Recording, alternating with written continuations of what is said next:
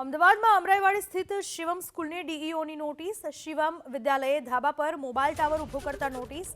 Mobile tower નહીં હટાવાય તો વર્ગો બંધ કરવાની સૂચના।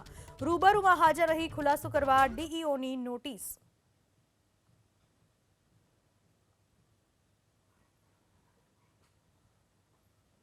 અમે ગઈકાલે શિવમ વિદ્યાલયના સંચાલકને નોટિસ પાઠવી અને એમાં સ્પષ્ટ જણાવ્યું છે કે આ ટાવર જે છે એ વિદ્યાર્થીઓનું શૈક્ષણિકને ધ્યાને લઈ અમે વાર્ષિક પરીક્ષા સુધી જ એને એમના સ્થિતિમાં જે છે એમાં અમે રાખીશું, પરંતુ જો વાર્ષિક પરીક્ષા સુધી એને હટાવવામાં નહીં આવે એટલે કે હમણાં 2 માસમાં તો એને અમે વર્ગો બંધ કરી શાળા બંધ કરવાની આગળની કાર્યવાહી કરીશું।